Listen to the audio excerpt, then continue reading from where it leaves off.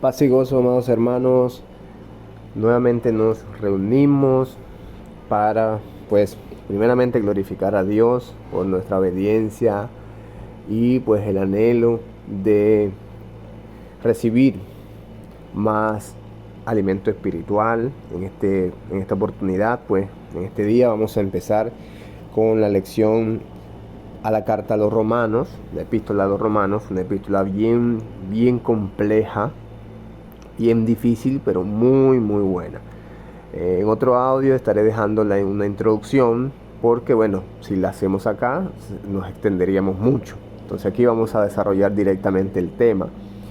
Contentos porque, bueno, acabamos de terminar segunda carta a los Corintios, que fue de gran edificación para nosotros, y pues sé que esta epístola traerá aún más bendiciones del cielo a nuestra vida y a nuestra peregrinación por esta tierra. Estaré leyendo en Reina Valera y alternaré con otras traducciones si lo requiere para aclarecer pues algún pasaje.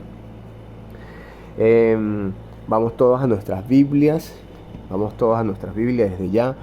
Es importante que todos tengan Biblias porque eso va a ayudar a que la revelación, lo que Dios quiere dar, el mensaje, pues usted lo pueda recibir directamente con esa voz audible, porque usted va a estar siguiendo la lectura. Y de esa forma, pues es que Dios nos habla directamente a nuestro corazón. Ok, bueno, vamos desde ya. Entonces vamos a estar leyendo el versículo 1.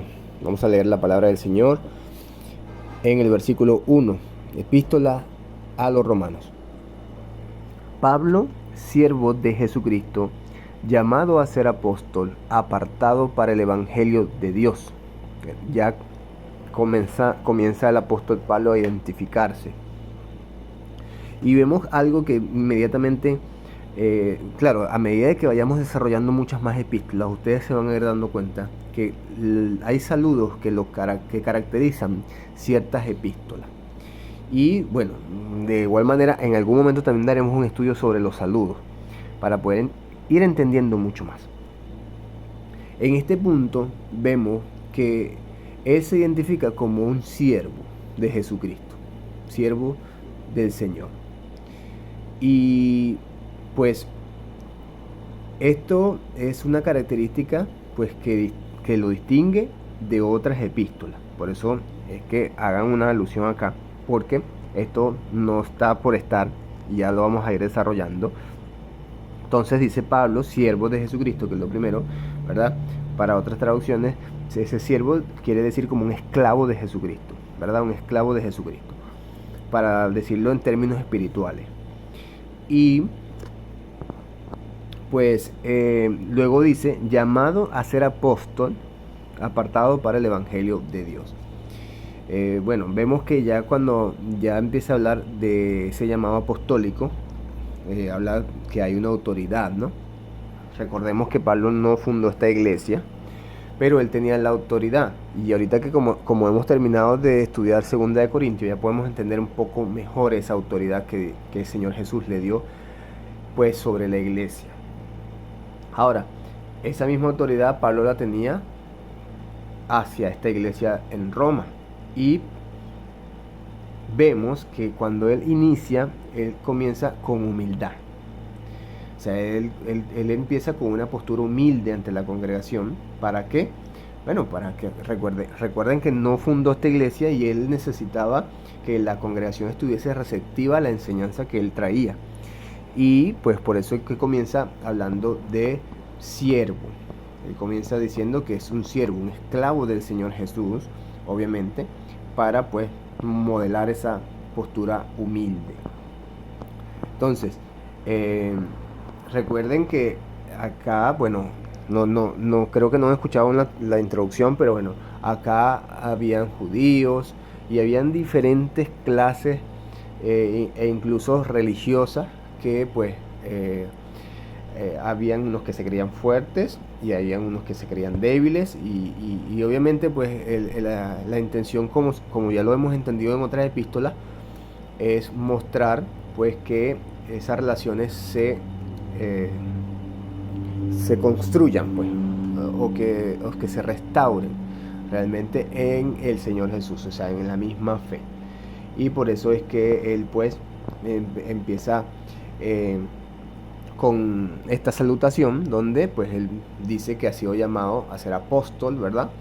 Y pues que él ostenta, vamos a decirlo así, que ostenta este oficio por la voluntad de Dios. Y eso fue lo que vimos en 2 de Corintios cuando comienza la carta. O sea, la voluntad de Dios fue lo que lo llevó a este oficio. Vemos por lo menos, vamos a poner otro ejemplo de otra salutación. En Gálatas 1:1 él dice que no de parte de hombres, ni por medio de ningún hombre, es conforme al llamado de Dios, nuestro Señor Salvador Jesucristo, que es nuestra esperanza. Y eso es lo que realmente está mostrando Pablo acá. O sea, que ese llamado apostolado, si lo conectamos con las diferentes salutaciones de las epístolas, por lo menos vamos a suponer 1 de Timoteo, que dice que, o sea, es conforme a la elección de Dios, es conforme a la piedad, conforme al conocimiento, que viene obviamente como mandato de Dios. No tiene nada que ver con hombres ni por hombres. Por eso es que, bueno, ese llamado apostolado que él muestra acá es directamente del Señor. Y eso es lo que, bueno, él está transmitiendo a los romanos. Apartado, ¿verdad? Apartado para el Evangelio de Dios. Y ya allí, pues, él explica que, o sea, Dios lo rescató y lo apartó de su pasado para ahora, pues, abocarse a la vocación del Evangelio. O sea, es como decir, Jesús me separó de mi pasado y ahora me llevó a los límites de su vocación con el Evangelio de Dios. Algo así. Ok, vamos a seguir leyendo. El Evangelio de Dios que él había prometido antes por sus profetas en las Santas Escrituras. Bueno, vemos que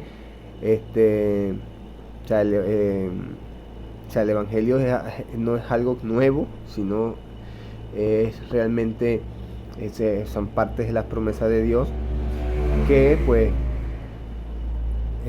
ya había sido prometido, en el pasado, que Jesús, pues, ¿verdad?, iba a venir, o sea, el Mesías iba a venir, que iba a ser nuestro rey, que Dios mismo, pues, iba a salvar a su pueblo, y de eso se trata cuando habla ese evangelio que él había prometido por sus profetas en la Santa Escritura, lo que estamos hablando del Antiguo Testamento.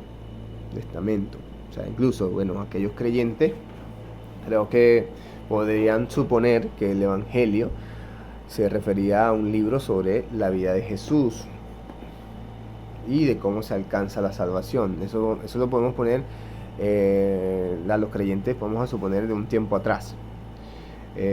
Pero o sea, cuando ese concepto viene cuando ya el evangelio ya tiene una vida en la iglesia. No creo que haya sido en el tiempo de Pablo, porque o sea, el evangelio va a adquirir significado a medida de que la iglesia pues avanza, ¿no? Y por eso es que podemos decir que, supongamos para nuestro siglo, podemos decir que el evangelio se refiere a cómo es la vida de Jesús, ¿verdad? Y el mensaje de cómo debe alcanzarse la salvación, pero porque ya nosotros tenemos un tiempo de escritural y también un tiempo histórico donde la iglesia pues ha pasado por muchos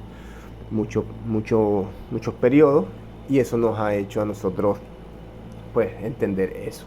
Pero en el siglo I hay muchas teorías, o sea, de lo que significa el evangelio, y pues, pero en términos, vamos a ponerlos más fáciles, era una buena noticia en aquel tiempo de reyes, de emperadores, pues era una buena noticia.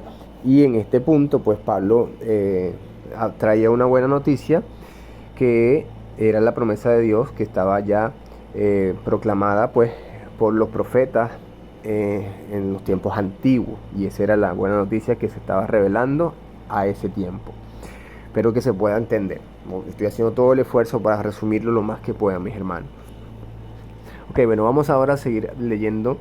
Versículo 3 dice, acerca de su Hijo, nuestro Señor Jesucristo, que era del linaje de David, según la carne, que fue declarado Hijo de Dios con poder, según el Espíritu de Santidad, por la resurrección de entre los muertos, y por quien recibimos la gracia y el apostolado, para la obediencia a la fe en todas las naciones por amor de su nombre.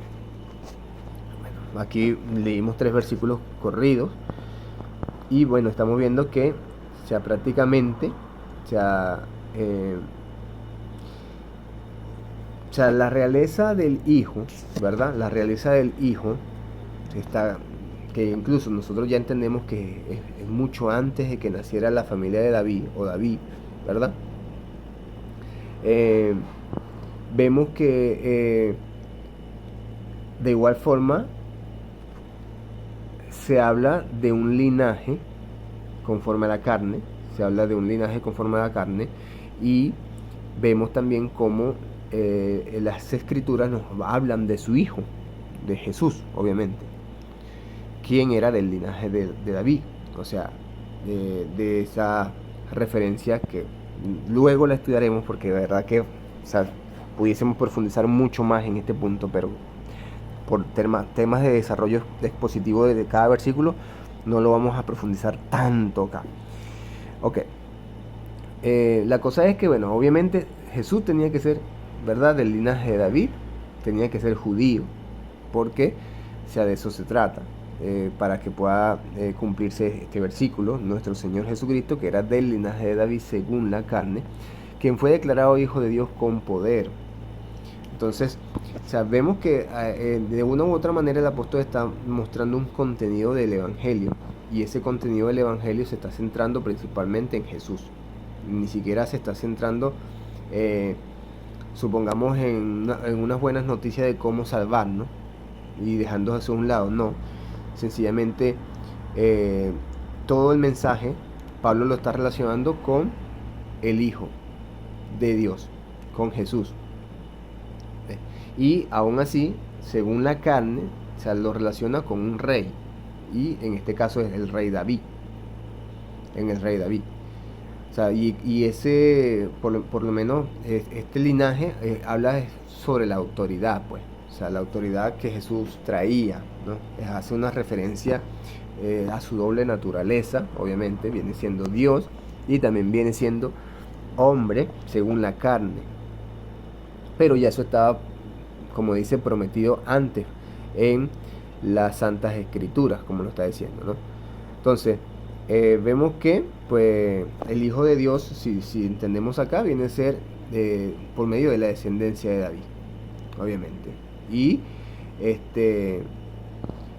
el Antiguo Testamento, ¿verdad? Que nos viene señalando toda esta cantidad de promesas, hace un clímax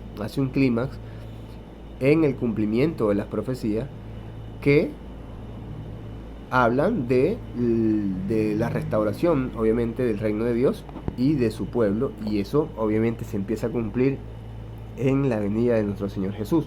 Por eso es que todo el Evangelio se viene, Pablo lo está mostrando en una descripción acerca del Hijo de Dios, porque Él es el que tuvo la designación. ¿Ves? Ahora, vemos aquí que fue declarado Hijo de Dios con poder, y pues hay muchas personas que, muchas teorías también que se ven en estos tiempos, y ahorita que hay mucha información se ven mucho más. Este poder, hay muchas personas que lo relacionan con divinidad, realmente, y muchos también pues lo relacionan con las resurrecciones y otro tipo de teorías que hacen específicamente para hablar de poder. Se ha declarado Hijo de Dios con poder, no por el tema de que, bueno, fue resucitado con poder, o por lo menos el poder que tiene Jesús siendo Dios, ¿no? Pero realmente acá fue declarado Hijo de Dios con poder, que aquí lo que habla es de la entronización.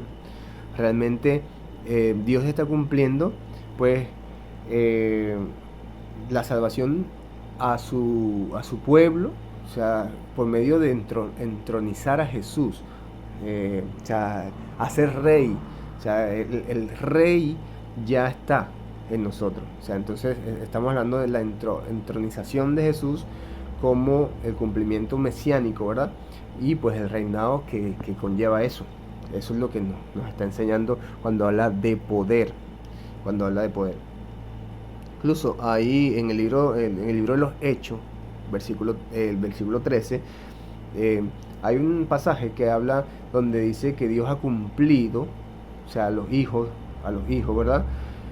Resucitando a Jesús. Y dice, hace una referencia como está escrito en el Salmo 2. O sea, en el Salmo 2 también está escrito, mi hijo eres tú, yo te he engendrado. Y eso, todo eso allí habla de ese reinado mesiánico, que es a lo que se está refiriendo este punto acá, por el tema de contexto. Si lo entendemos en el contexto, o sea, fue declarado hijo de Dios con poder y habla de su reinado y entronización como Mesías. O sea, ese cumplimiento que se había prometido antes. Pues. Ok.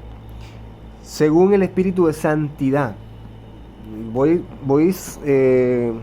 vamos a ir exponiendo poco a poco para poder ir entendiendo, porque si lo leemos muy continuo, bueno, no creo que no vamos a poder ir entendiendo palabras o frases que son bastante oscuras, por decirlo así, y que no se entiende de buenas a primeras.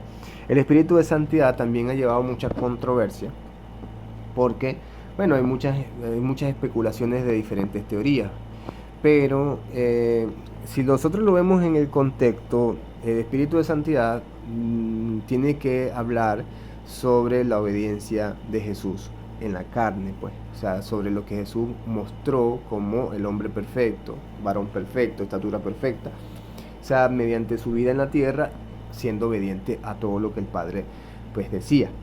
Eso, o sea, es como un carácter ético, y es lo que vemos, espíritu de santidad. O sea, Jesús fue apartado y obviamente él cumplió con toda esa obediencia durante toda su vida acá.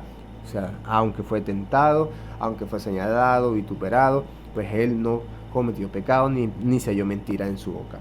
Eso es lo que nos habla este pasaje acá. Y luego dice, por la resurrección de entre los muertos. Hay mucha gente que describe, pues, obviamente, al Espíritu Santo. Cuando dice Espíritu de Santidad, habla del Espíritu Santo, ¿no? Y pues, pero creo que acá, fielmente por el contexto, nos está hablando desde esa, porque el apóstol está desarrollando acá una descripción acerca de la promesa y acerca del Evangelio, y lo está llevando directamente a, pues, esa entronización y reinado de Jesús. Entonces obviamente tuvo que haber una obediencia al Padre, que fue ese espíritu que llevó a Jesús, pues, a ser obediente, ¿no? A ser obediente. Entonces, bueno, vemos acá que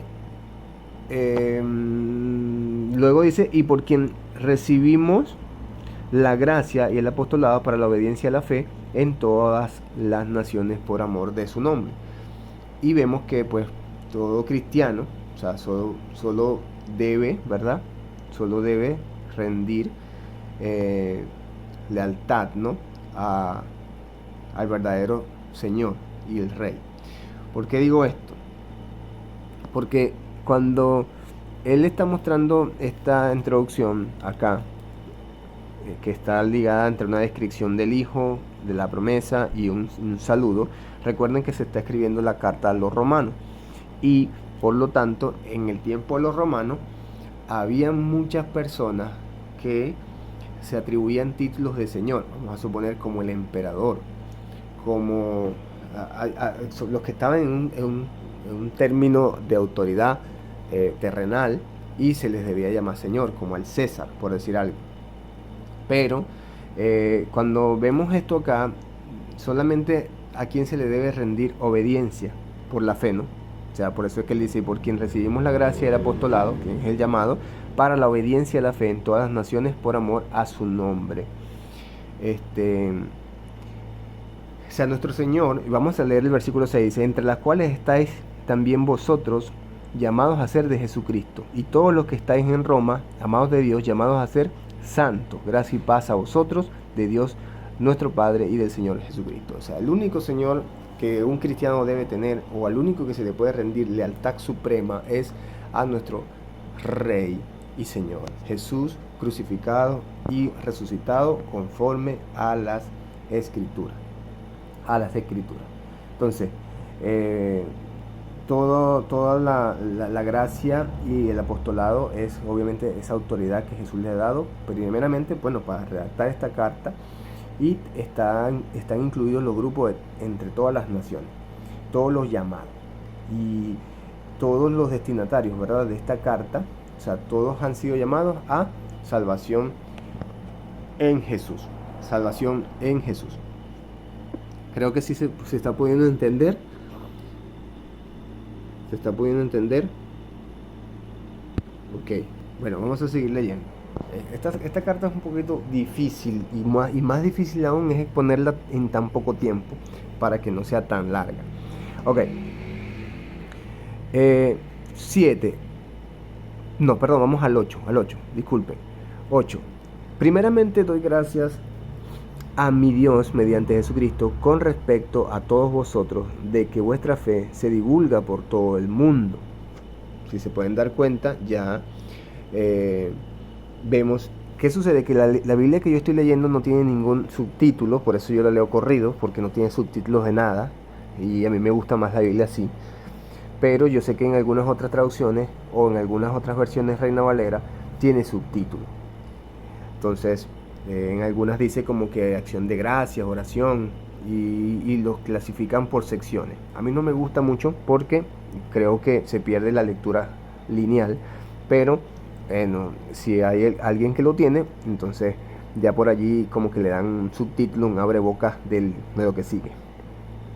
Ok, primeramente doy gracias a Dios, doy gracias a mi Dios mediante Jesucristo con respecto a todos vosotros, de que vuestra fe se divulga por todo el mundo. Y entonces, bueno, aquí vemos que ya Él está dando una acción de gracia, ¿verdad?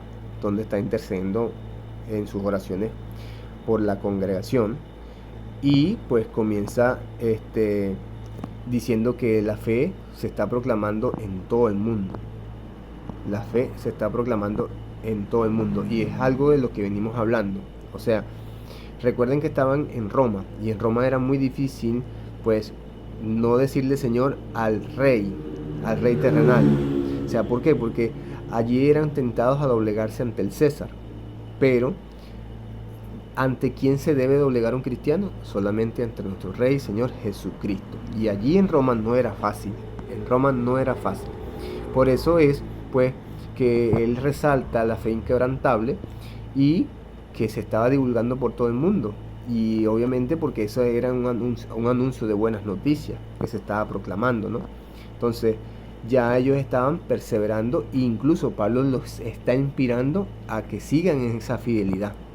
Vamos a seguir leyendo. Dice: porque testigo me es Dios, a quien sirvo en mi espíritu en el evangelio de su Hijo, de que sin cesar hago mención de vosotros siempre en mis oraciones. Y obviamente allí están las oraciones de Pablo. ¿Cuál? Bueno, que Dios siga ayudándolos a perseverar, ¿no? Que es lo que nosotros oramos, que Dios les siga ayudando a ser fieles a Cristo en medio de las persecuciones, y que Dios siga alumbrando el entendimiento de cada uno de nosotros para que podamos conocerle más. Ahora, versículo 10 dice: rogando que de alguna manera tenga al fin, por la voluntad de Dios, un próspero viaje para ir a vosotros. Ok, vemos que el apóstol sigue pidiendo a Dios que le conceda el poder ir a Roma. Es claro aquí. El versículo 11 habla: porque deseo veros para comunicaros algún don espiritual, a fin de que seáis confirmados. Ok, ¿qué anhelaba Pablo? Anhelaba verlos. O sea, porque no nada más era escuchar de ellos, sino que también los quería ver. ¿Para qué? Para él poder animarlos y también exhortarlos en el poder del Espíritu, de modo a que ese mismo Espíritu fortaleciera a todos aquellos cristianos a que perseverasen en la fe. De eso se trata este punto aquí, ese don espiritual. Muchos también lo confunden con algún tema místico, pero habla es ese, pues, o sea, exhortarlos en el poder del Espíritu, o sea, en lo que Dios le ha dado espiritualmente, para que ellos puedan fortalecerse en ese mismo espíritu y que pues perseveren aún más en la fe. Ok, versículo 12 dice, esto es para ser mutuamente confortados por la fe que nos es común a vosotros y a mí. Bueno, ahí está bastante claro, ¿no? O sea, ese don espiritual, pues por lo menos que tenemos, y esa fidelidad que tenemos hacia el Señor, cuando nosotros unimos esos dones a ese don que se nos ha dado, espiritualmente hablando, para ser fiel, y se une con otra persona que también la tiene, eso va a dar ánimo, mi hermano, dar ánimo. Y por eso es que nos habla en el 12 eso, para ser mutuamente confortados por la fe que nos es común a vosotros y a mí. O sea, eso se brindarán ánimo unos a otros conforme al don pues espiritual que se nos ha dado a todos nosotros.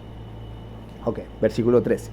Pero no quiero, hermanos, que ignoréis que muchas veces me he propuesto ir a vosotros, pero hasta ahora he sido estorbado, para tener también entre vosotros algún fruto como entre los demás gentiles. O sea, bueno, está bastante claro, ¿no? Que, o sea, él quería ir a Roma, obviamente. O sea, incluso siempre ha querido ir a Roma.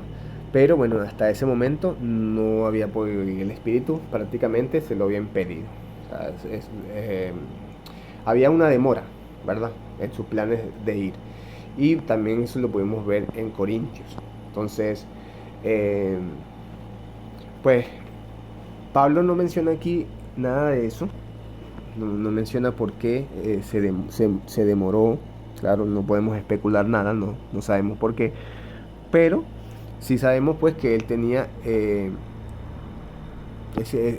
sí quería ir hasta allá. Y posiblemente pues habían puntos allí congregacionales, pues por el tema de que como él ya tenía tiempo que no iba o no había ido,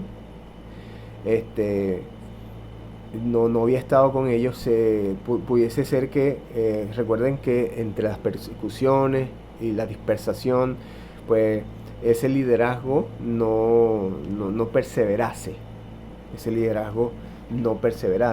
y por lo tanto pues eso pudiese causar falsas motivaciones. Recordando lo que sucedió en Corintios, que también acá existía. Entonces Pablo también tenía pues ciertos oponentes en Roma, y pues podemos entender entonces la motivación de Pablo de poder querer ir hasta allá, primeramente para eso, para animarse mutuamente, y que esa autoridad que Dios le había dado para edificar pues hubiese sido posible. De esa manera, pues como él dice al final del versículo, para tener entre vosotros algún fruto como entre los demás gentiles. Y cuando habla de ese fruto, o sea, es el fruto de su ministerio, obviamente. ¿Y cuál es el fruto cuál puede ser ese fruto de nuestro ministerio? Debe ser salvar a pecadores, ¿verdad? Salvar a pecadores. Y también edificar a la iglesia. Eso es el fruto del ministerio de Pablo y también del ministerio de cada uno de los que somos llamados. ¿Cuál sería el fruto? Salvar a los pecadores, ¿verdad? Y santificar a la iglesia.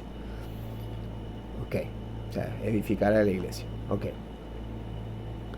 Vamos a seguir leyendo. A griegos y a no griegos, a sabios y a no sabios, soy deudor. Este versículo 14 es un poquito también complejo, primeramente porque ya aquí se habla de un tema más profundo de la etnia, de la cultura, y pues es un tema que me llevaría también bastante rato explicarlo, pero por lo menos voy a ser breve. A griegos habla de gentiles, ¿verdad? Y a no griegos habla de los que no son gentiles, puede ser judíos. A sabios y a no sabios, dentro de los griegos habían otras personas que era como una clase menor, despreciada por los griegos, que los consideraban necios, y ellos tenían un nombre también étnico, y por eso dice pues a sabios y no sabios, soy deudor, y eso entraba allí. de eso va, por allí va la cosa, de allí se trata este versículo 14. O sea, no nada más eran judíos, sino que dentro de los griegos también había una clasificación. Y pues por eso es que él dice a griegos, no griegos, sabios y no sabios soy deudor.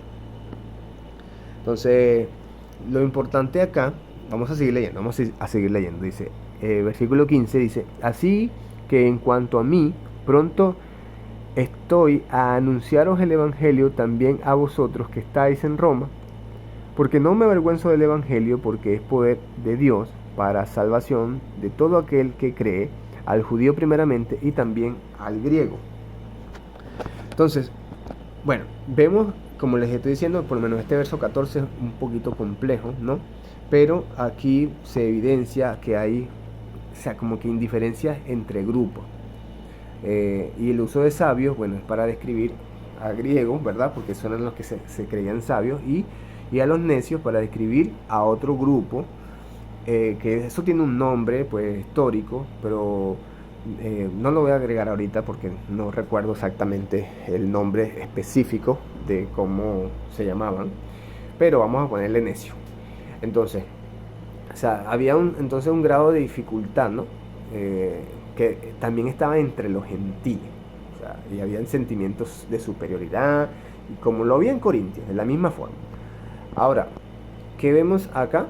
Que Pablo pues había estado mostrando, o sea, lealtad, ¿no? En su carta, porque por eso dice soy deudor, había mostrado fidelidad, lealtad, ¿no? Para que obviamente el entusiasmo sea pues para todos. Y pues aquí no es el tema de que se consideren unos sabios o necios, sino que al contrario, Pablo lo que quería demostrar era que o sea, lo único que nos llevaría a ser necio es, o sea, adorar a cualquier cosa y no a Dios. O sea, cualquier cosa y no a Dios. Y aquí no, Pablo quería enseñar, como lo ha venido enseñando, que no hay ninguno que sea superior a otro. Aunque habían esas clases que dividían, pues todos realmente somos necios sin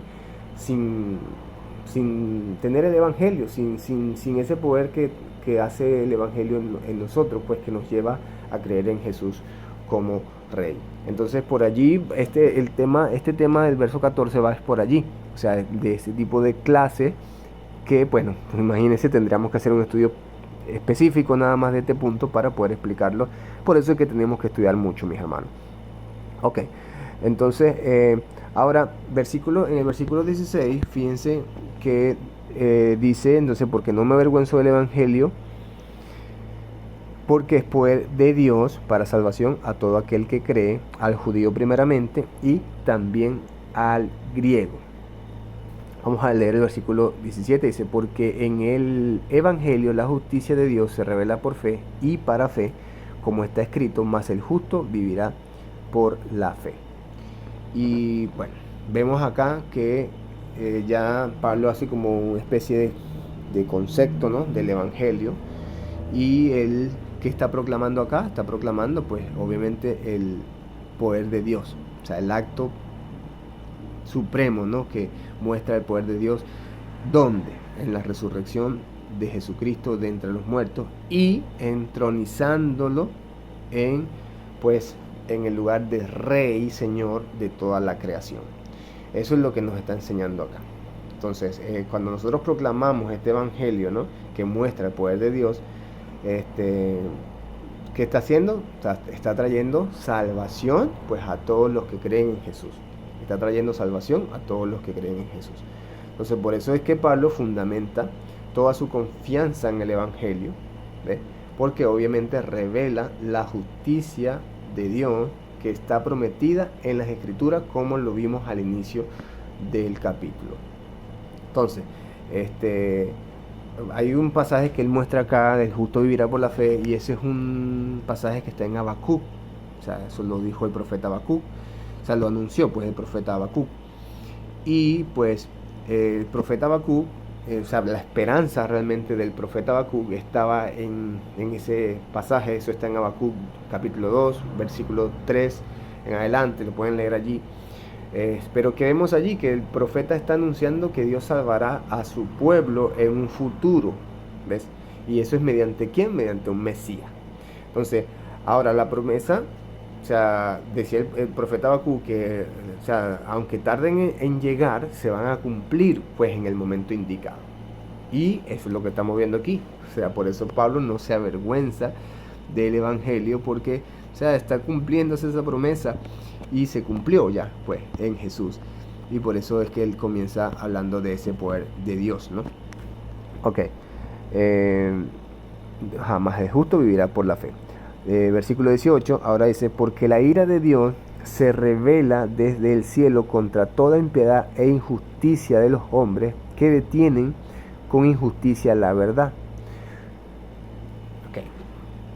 Ahora, fíjense, primeramente como estamos viendo, ¿verdad? Pablo no se avergüenza del Evangelio porque precisamente él conoce a quien le llamó y en quien ha creído. Y confía claramente que lo va a proteger hasta el día del juicio, que esa es la esperanza de todo creyente. Todo creyente. Entonces, fíjense que hay pasajes, por lo menos, segunda de Timoteo 1:8. Vamos a leerlo un momento. No me quiero desviar del tema, pero hay tanto que podemos leer y desarrollar acá, pero quiero hacerlo lo más resumido posible para que pues no sea saturador de información o de contenido. Claro, para todo el que cree en el Señor, bueno, tiene hambre y sed, ¿no? Pero sabemos que somos humanos y... Ok, vaya, en segunda de Timoteo, la epístola segunda de Timoteo, en el capítulo 1, en el versículo 8, dice, por tanto no te avergüences de dar testimonio de nuestro Señor, ni de mí, preso suyo, sino participa de las aflicciones por el Evangelio según el poder de Dios. Yo pudiese leer todo y eso es maravilloso. Ahora, ¿qué vemos allí? Obviamente Pablo está exhortando a Timoteo a que tenga una firmeza, ¿verdad? Y que no se avergonzara del testimonio de Cristo, ¿ves? Ni del mismo, ni del de Pablo, sino que compartiera el sufrimiento por el Evangelio según el poder de Dios. Y eso es realmente lo que Pablo creía. O sea, cuando nosotros creemos en el Evangelio, sabemos y creemos y tenemos esa convicción de que seremos protegidos de toda vergüenza. ¿Ves? Que incluso todo lo terrenal, o sea, todo lo que haga la parte terrenal, realmente nosotros vamos a estar totalmente protegidos de todas esas cosas porque nosotros creemos y sabemos quién es nuestro verdadero rey. ¿Ves? O sea, y que obviamente nosotros tenemos esa salvación hasta el final, porque es Dios quien nos protege, ¿no? Y vemos que el poder de Dios está actuando en nosotros en medio de todas las dificultades que vamos a estar pasando. Por eso es que cuando comenzamos vimos que en este tiempo de los romanos era muy difícil decir que Jesús era el Señor, sabiendo que pues habían reyes, emperadores, que cuando tú decías eso te podían hasta pues llamar, acusar de meter preso, acusar, incluso a dar muerte por eso, porque estás siéndole desleal al rey, ¿no? Entonces, pero nosotros cuando entendemos bien claro que es el Evangelio, sabemos que Dios nos protegerá pues de todo lo que vamos a enfrentar terrenalmente, vamos a mantenernos firmes, como le exhortaba Pablo a Timoteo. Entonces, incluso aún así, por lo menos Pablo, que era o sea, que iba a tener una muerte vergonzosa, porque Pablo realmente iba a tener una muerte vergonzosa, aún así Jesús tuvo una muerte vergonzosa, y eso, cuando nos damos cuenta, bueno, Jesús murió como un criminal, Pablo murió de una manera espantosa. ¿Cómo nosotros vamos a ver el Evangelio? O por lo menos, ¿qué testimonio da el Evangelio si nuestros héroes murieron de esa forma, ¿no? Pero por eso es que no hay vergüenza del Evangelio, porque nos lleva a eso, realmente, nos lleva a renunciar a todo nuestro pasado, a toda nuestra vida terrenal, y nos invita pues a creer en las promesas de Dios que están en Jesús y que son eternas. Por eso que ahora pues Pablo muestra su confianza pues al afirmar que el evangelio es poder de Dios, y allí pues está obviamente demostrando que pues Dios afirmó pues el reinado a través de la resurrección, y a través de esa entronización ya hay salvación para todo aquel que cree, ¿no? Entonces vamos ahora a seguir leyendo. Vamos a seguir leyendo. Porque la ira de Dios se revela desde el cielo contra toda impiedad e injusticia de los hombres que detienen con injusticia la verdad, porque lo que de Dios se conoce les es manifiesto, pues Dios se lo manifestó. Porque las cosas invisibles de Él, su eterno poder y deidad, se hacen claramente visibles desde la creación del mundo, siendo entendidas por medio de las cosas hechas, de modo que no tienen excusa. Y bueno, ¿qué nos enseñó Habacuc? O sea, dice que el justo vivirá por la fe, ¿no?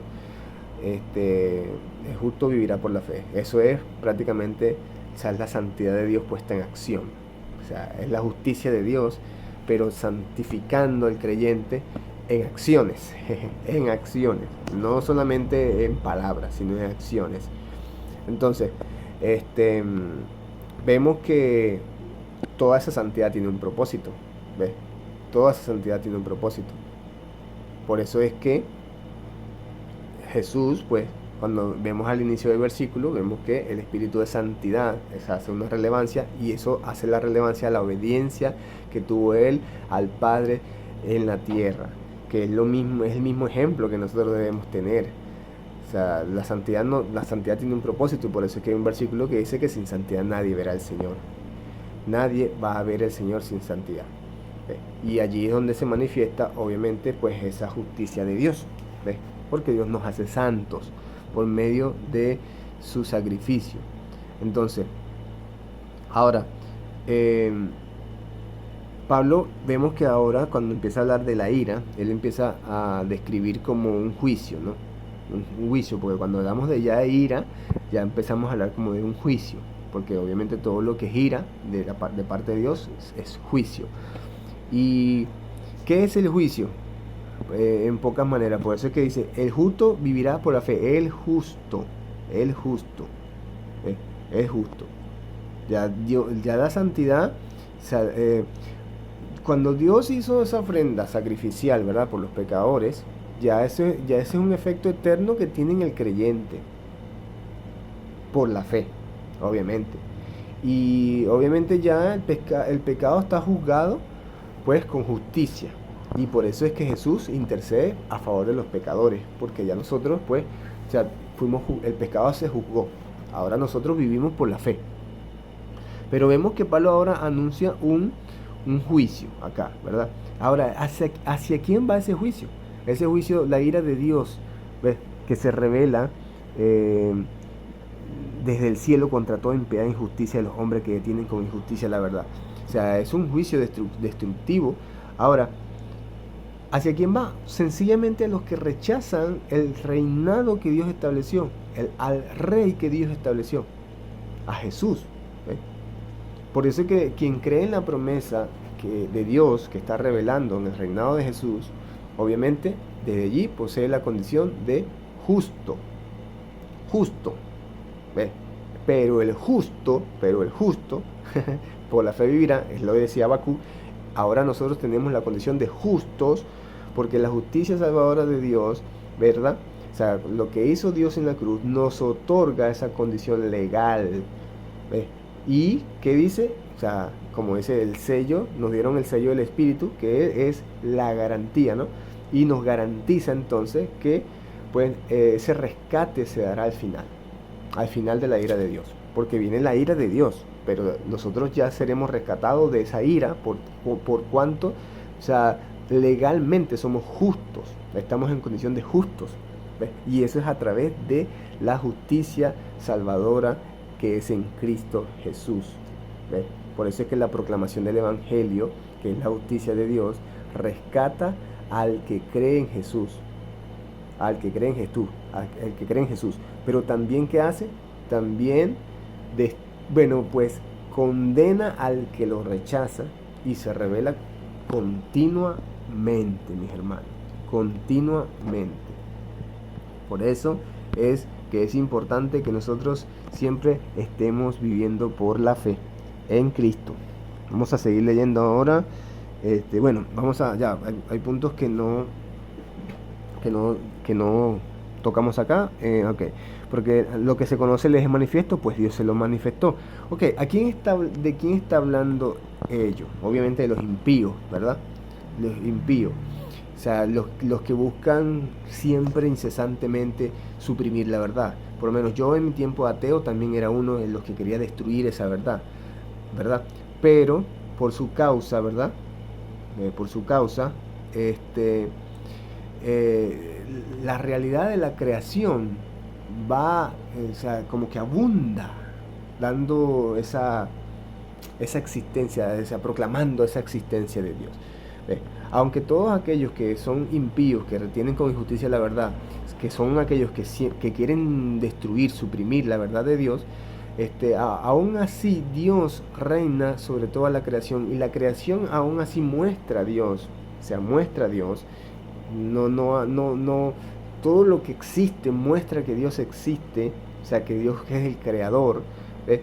Y no hay excusa, realmente, no hay excusa.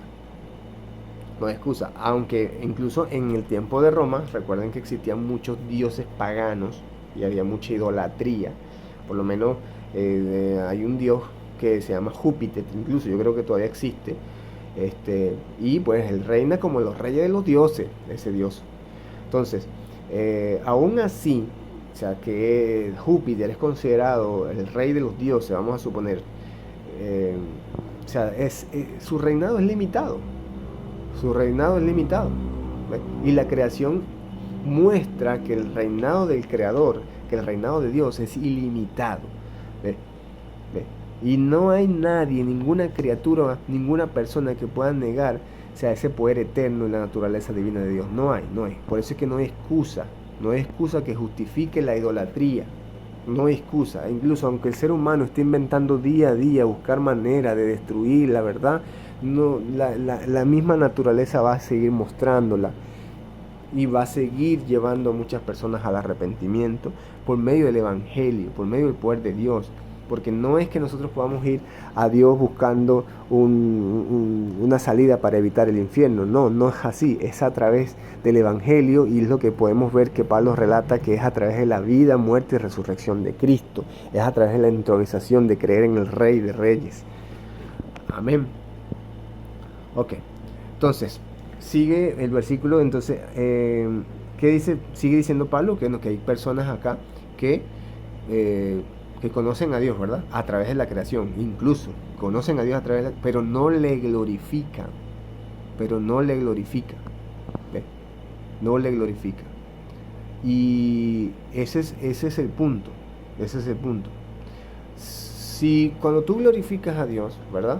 Es porque nosotros tenemos un corazón que le ve, le siente, le escucha. Aquel que no le glorifica es porque está pervertido. O sea, porque, como dice la palabra, vamos a seguir leyendo. Versículo 21, pues habiendo conocido a Dios, no le glorificaron como Dios, ni le dieron gracias, sino que se envanecieron en su razonamiento, y su necio corazón fue entenebrecido. O sea, se pervirtieron.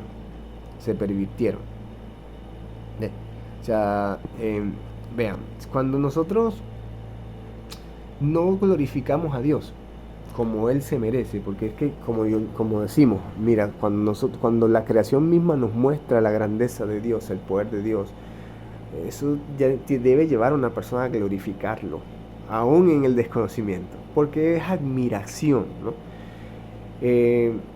Cuando los pensamientos limitados del ser humano, a través de su perversión y del pecado, lo llevan a rechazar, eso va a llevar a un oscurecimiento del corazón. O sea, nos hará necio. Y eso es lo que obviamente pues dice la palabra. Cuando nosotros tenemos un pensamiento correcto acerca de Dios, eso va a abrir como un camino para la adoración adecuada, la adoración que le agrada. Y va a ¿qué? A unificar al pueblo para su propósito. Para su propósito. Por eso es que cuando nosotros vemos lo que estaba pasando en Corintios, cuando nosotros, cuando no hay una unidad, ¿ves? Cuando hay opiniones erróneas, cuando hay enseñanza equivocada sobre Dios, eso no va a llevar al pueblo a unir, pues, a unificar el propósito de Dios a través de una oración correcta, sino que va a llevar a una oración idolátrica. Por eso es que vemos que la ira de Dios va a venir contra todo el impío, Por eso es que todos tenemos que, pues, comparecer ante el tribunal de Cristo. Ahora, vamos a seguir leyendo.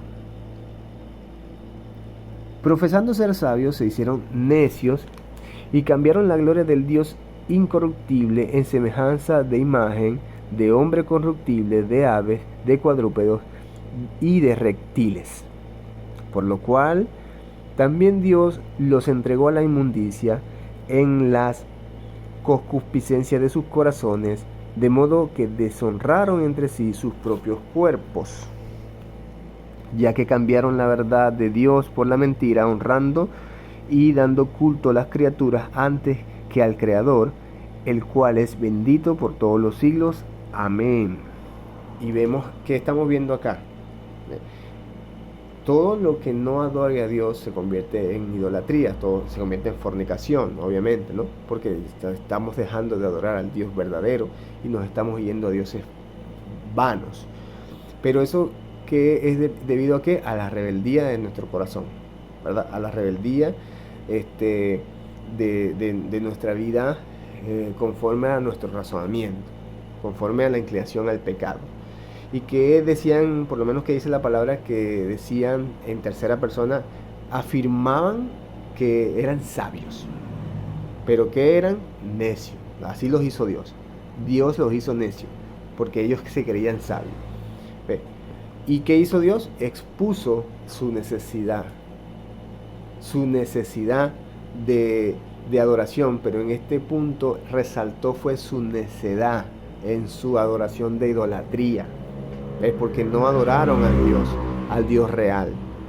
¿Ves? Como dice la palabra, o sea, ellos mismos intentaron transformar la gloria del Dios inmortal, y eso cuántas personas no hemos visto que lo hacen, en la gloria que poseen los mortales, las aves, los animales, los reptiles. Es tremendo, mis hermanos, leer la palabra en este punto. Es tremendo. Es tremendo. Y no estamos hablando también de judíos que estaban en Roma. Aquí estamos hablando también de judíos que estaban en Roma.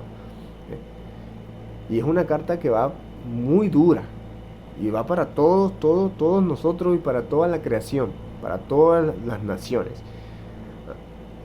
Entonces, esta sección se está prácticamente centrando en esa adoración de idolatría, que es evidente en los gentiles, obviamente, pero también en Israel pudimos ver esa rebelión, porque cuando ellos adoraron al becerro de oro, también reflejaron esas prácticas. ¿Ves? Y por eso es que hay una gran advertencia contra la idolatría, por lo menos en el libro de Deuteronomio, hay una advertencia. ¿Ves? Incluso, les voy a leer dos pasajes rápidamente que voy a puntualizar acá. En Isaías 44, donde habla del esfuerzo que hace el ser humano para hacer un ídolo, pues. O sea, incluso lo pueden leer, si quieren pueden leer Isaías 44, lo pueden leer más con calma y pueden ver cómo el humano, se hace fuerza por hacer un ídolo. O sea, un ídolo. Y obviamente Pablo, cuando está hablando de eso, expone realmente es la unidad de los gentiles, de los judíos, ¿ves? O sea, que están adorando a Dios, idolátricamente, y que eso se convierte en algo inútil, ¿ves? Como lo dice Isaías 44. O sea, un ídolo es solo un pedazo de metal, de madera, no puede ver ni entender. Los seres humanos terminan adorando algo que sus propias manos fabrican. Eso es lo que dice Isaías. Y eso es lo que nos está diciendo Pablo. O sea, el ser humano cambió la gloria inmortal de Dios por algo mortal. ¡Wow! Ahora, no nada más está resaltando ese punto, sino ahora él muestra lo destructivo que puede ser el cometer idolatría al afirmar, ¿verdad? Cuando él afirma que Dios pues está entregando a todas estas personas, a todos estos adoradores o falsos adoradores, ¿verdad? A una autodestrucción, incluso que sucede entre ellos mismos, que son la consecuencia de su pecado. Dios los entregó. Ahora, cuando tú cambias la gloria de Dios, ¿verdad?, por las cosas que son creadas, o sea, no te vayas a extrañar que Dios vaya a entregarte a tus pasiones, ¿ves?, a las pasiones que brotan de tu corazón. Y por eso es que viene todo lo que va ahora a hablar. Como lo dice claramente, o sea, hay un versículo en Isaías que dice, que habla, que pues Dios bendice, Isaías en Génesis 1, que habla de que Dios, ¿verdad?, cuando creó, Él bendice a la humanidad y le da un propósito, ¿cuál? Multiplicarse, poblar la tierra, ejercer mayordomía sobre la creación. ¿Y ese es para quién? Para el ser humano, ¿verdad? Pero ¿qué sucede acá? Cuando Dios lo entrega a sus deseos idolátricos, a lo que está brotando de su corazón. ¿Van a deshonrar qué? La creación, obviamente. Van a deshonrar la creación. O sea, ellos van a tomar la gloria que le pertenece a Dios y se la van a dar a sí mismos, creyéndose dioses, que es lo que está sucediendo con el ser humano. Entonces, ahora vemos que aquí Dios trata con un tema sexual, ¿verdad? O sea, y que obviamente es lo que normalmente está haciendo el ser humano al adorar dioses paganos, pero también lo vemos en su vida personal. Por eso es que dice, cambiaron la verdad sobre el Dios eterno, que es bendito, ¿verdad?, por la mentira que está en el corazón de toda mentira. Eso es lo que vemos allí. ¿Ves? Amén. Eso es lo que vemos allí. Ahora, no nada más vemos que eso sucede en lo que es la idolatría hacia cambiar a Dios, a fornicar, ¿verdad?, sino también en el ámbito sexual. O sea, la homosexualidad, ellos cambian esa mayordomía que Dios le está dando al ser humano, hombre y mujer, y la cambia, que es lo que refleja la idolatría, Vamos a seguir leyendo. Dice, entonces, ya que cambiaron la verdad de Dios por la mentira, honrando y dando culto a las criaturas antes que al Creador, el cual es bendito por los siglos de los siglos. Por esto Dios los entregó a pasiones vergonzosas, pues aún sus mujeres, y vemos que está mencionando mujeres, hay mucha gente que me ha dicho, incluso lo he leído también, que este pasaje no habla de la homosexualidad. Y yo siempre he dicho, pero aquí está mencionando mujeres. Y cuando vemos que Dios creó al hombre y mujer, y cuando le da mayordomía como hombre y mujer, ¿para qué? Para que se reproduzcan, ¿no? Para que se multipliquen, para que poblen la tierra. Y lo hace en el orden que Él estableció.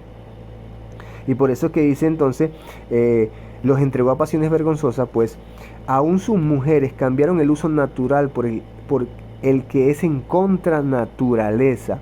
Y de igual modo también los hombres, dejando el uso natural de la mujer, se encendieron en su lascivia unos con otros, cometiendo hechos vergonzosos, hombres con hombres, y recibiendo en sí mismo la retribución debida a su extravío. Y como ellos no aprobaron tener en cuenta a Dios, Dios los entregó a una mente reprobada para hacer cosas que no convienen, estando atestados de toda injusticia, fornicación, perversidad, avaricia, maldad, llenos de envidia, homicidios, contiendas, engaños y malignidades, murmuradores, detractores, aborrecedores de Dios, injuriosos, soberbios, altivos, inventores de males, desobedientes a los padres, necios, desleales, sin afecto natural, implacables, sin misericordia, quienes habiendo entendido el juicio de Dios, que los que practican tales cosas son dignos de muerte y,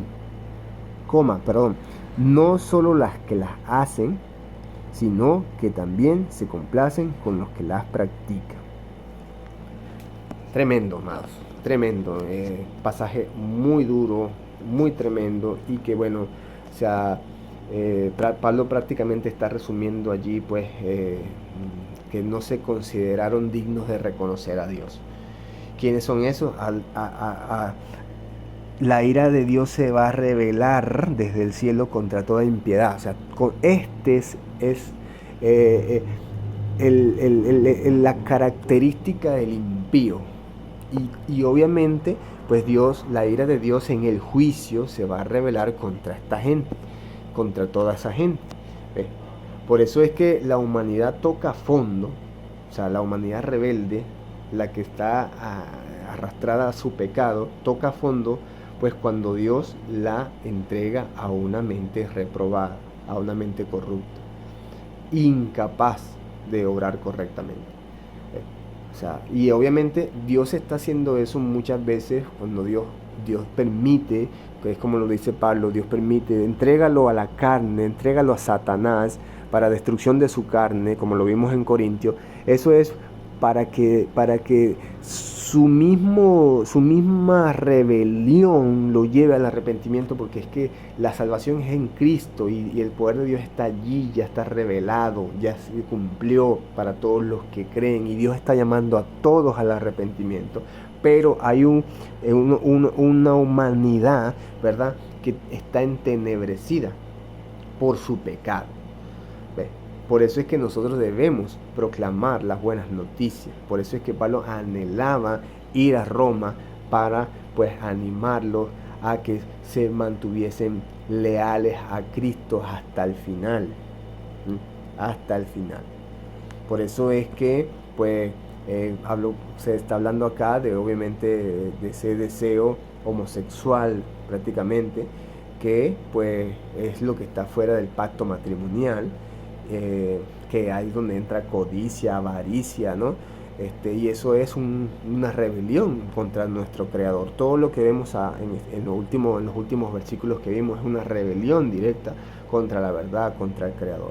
Y pues nosotros, o sea, muchos de nosotros debemos reflexionar en esta sección y ver pues que si nosotros estamos en rebelión, si nosotros todavía estamos actuando en continua rebelión, ¿no? Porque Dios no la va a aprobar, mis hermanos, y eso tiene que llevarnos a nosotros a examinarnos, a ver si estamos en la fe correcta, si estamos creyendo en el evangelio correcto, en la buena noticia correcta, en la enseñanza correcta, porque de resto, si nosotros no estamos practicando una vida como justos en Cristo, como santos en Cristo, lamentablemente pues es porque no estamos recibiendo la enseñanza correcta, y realmente no es muy peligroso caminar así, sabiendo muy bien que Dios es justo, sabiendo muy bien lo que Dios hizo en Cristo y sabiendo muy bien lo que Dios hará con la humanidad impía. Entonces es una manera de reflexionar, bueno, así cerramos este capítulo 1 de la epístola de los Romanos, esperando pues que haya sido de bendición. Traté lo más posible de poder ser corto.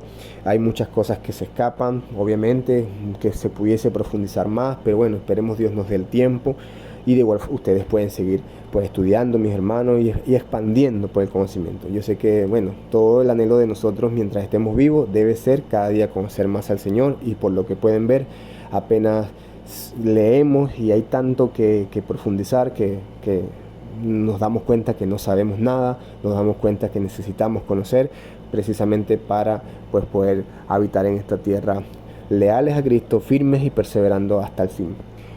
Les amo mucho, paz y gozo.